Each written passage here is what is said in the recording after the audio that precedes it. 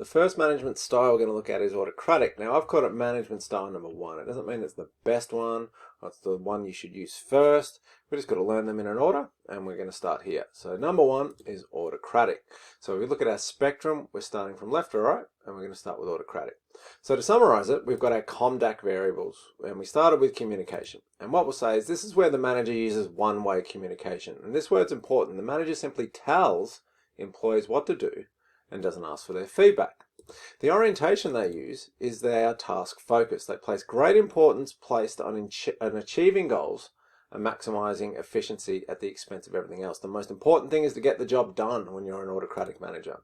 How do they motivate people? They use extrinsic motivation, and what we mean by that is the manager motivates with rewards and punishments for good and bad performance. Decision making, it is totally centralized. The manager makes all decisions, and all the team members are required to do is to implement those decisions. You don't get a say as an employee with decision making with an autocrat. In terms of authority, they do not delegate. So the manager does not delegate important tasks to employees and maintains total authority. And lastly, in terms of control, this is total control. The manager likes to maintain complete control over team members' daily activities and job performance. They always want to know what the employee is doing, when they're doing it, and how they're doing it. There's no freedom for employees with this type of style. So what does it look like? Well, we've got a manager here and some employees. So in terms of our COMDAC variables, you could just summarize it in a sentence and say the communication is do what I tell you. The orientation is get the job done by 5 p.m. to achieve your target. That's all I care about.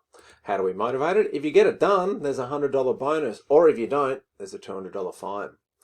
We make decisions by saying, I'm going to make them all.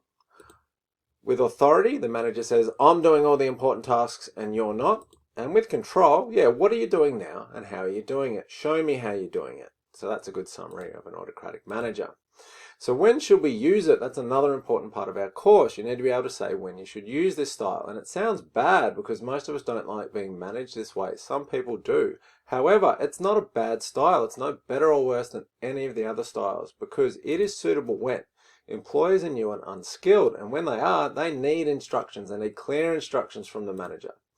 Employees are not self-motivated and require direction. So, for example, at a McDonald's, a lot of the workers are 16 to 20 years old. They're not really there for the long term. They might just be there for a casual job, whether it's school or TAFE or uni or whatever. So they need someone in charge, someone who's going to motivate them and keep them focused.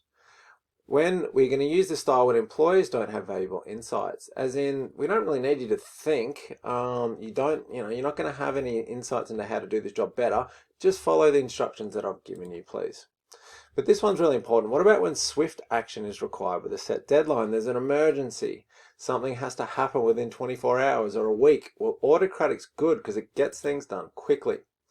In your team, if there's a lack of leadership that people don't really care so much, well, you probably need an autocratic manager to keep them on task.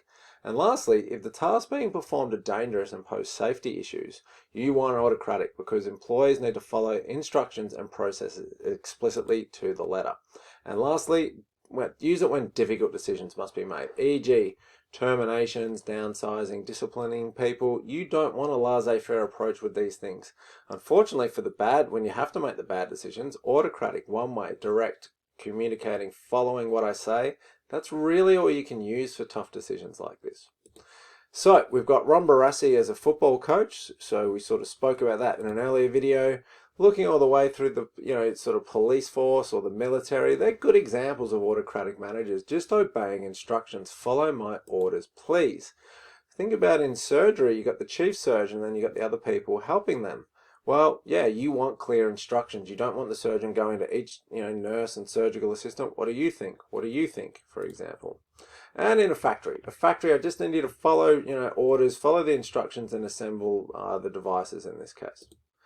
So what are the pros and cons of each strategy? That's the last thing we need to know for each style. And we could say the advantages of the autocratic style are it allows for fast decisions because only the manager has input. We don't need to get a lot of people's thoughts, so we can make decisions quickly. Communication is direct. So the team, because they don't get a say, the manager just tells them what to do. The team is very clear on their roles, responsibilities, and expectations. So, and probably the biggest advantage is actually that it's effective for goal achievement and maximizing efficiency. We want productivity to go up, let's use autocratic. And lastly, the decisions are made by the manager, and usually, not always, the manager is pretty qualified and experienced in their job. So you could look at it and go, well, the manager's making all the decisions and they're qualified, so we'll probably get good decisions. What are the disadvantages? Well, if the manager is making all the decisions, what if the manager's not very good? So the manager may not have the skills, knowledge, or experience needed to make the decisions. It also ignores employee feedback. So team members may have valuable insights and inputs needed for the best decision, but they are completely ignored. You could argue it's also too task focused. It creates low employee motivation because employees don't feel valued. All they sort of, the manager cares about is getting the job done and not listening to employees, so they don't feel valued. So that might lead to low morale and staff turnover. And finally, we got this thing called low decision acceptance. That means when someone tells you to do something, you're probably less likely to accept it than if you decided on your own. So this is going to have a lot of that because the manager's telling the employees what to do. So team members may not accept or agree with a decision that they didn't get to have input into.